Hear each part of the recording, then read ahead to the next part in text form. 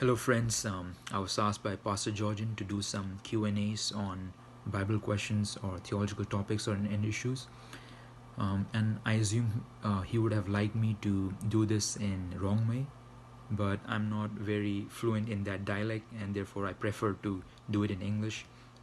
But before I jump in and give the response to these two questions, I would like to say that my answers to these questions are not exhaustive, and if you would like to see a lengthy response to these two questions, I can recommend a resource at the end of this video.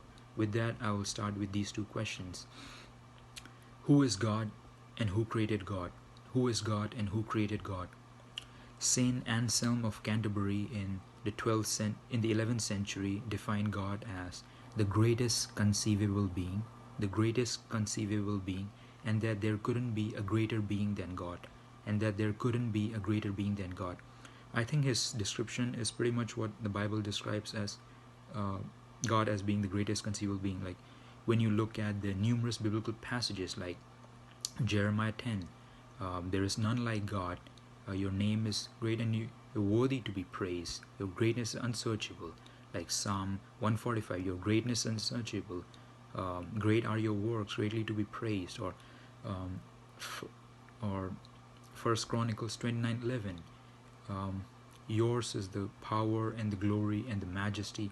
So these Bible passages and numerous others, when you look at them, they do overwhelmingly extol the greatness of God, and in that sense that God is the greatest conceivable being.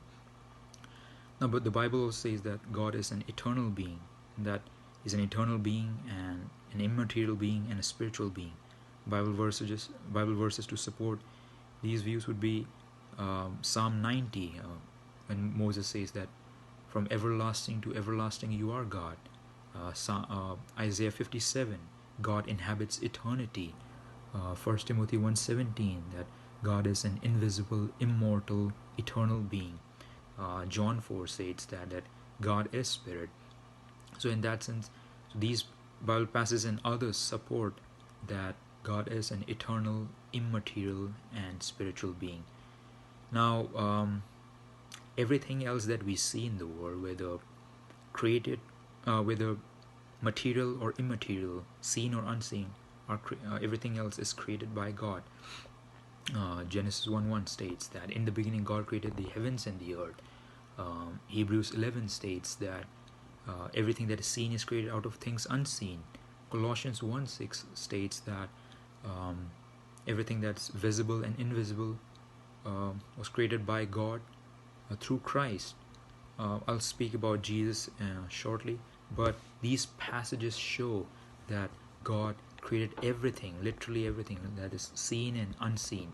Seen, that we can sense, our bodies, we can feel, or unseen, like our soul, our spirit, or angels and demons. This will be in the immaterial realm. Now, the Bible also says that God is holy and just, and that He cannot tolerate sin.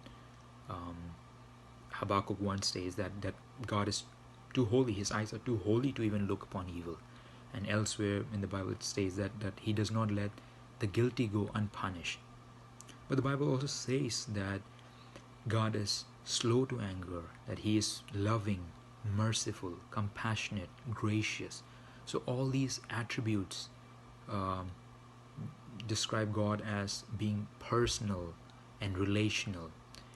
Notice that He is not an impersonal being or impersonal force like gravity, or impersonal being as in some pantheistic religions. The Bible also describes that the Bible, especially in the New Testament, defines God as being one in being and three in persons. Father, Son, and Holy Spirit. Bible verses like Matthew 28, when Jesus says that, go therefore, baptize everyone in the name of the Father and the Son and the Holy Spirit.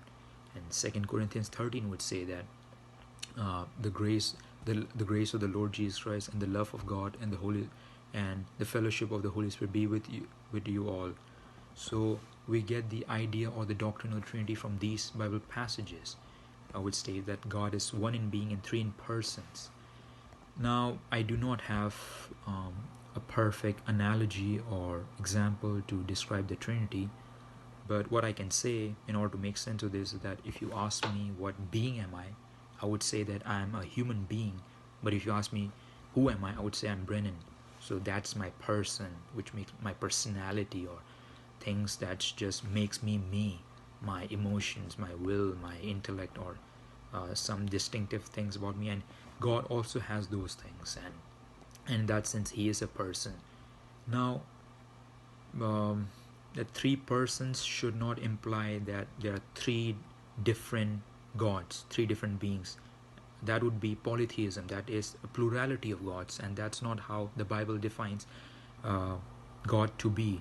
The Bible defines that God is one in being, three in persons.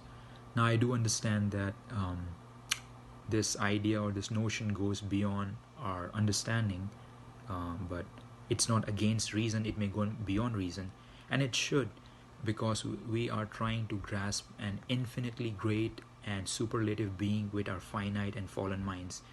And God has revealed himself like this in the Bible, and the Bible is given to us on a need to know basis, and it is sufficient for our understanding of who God is.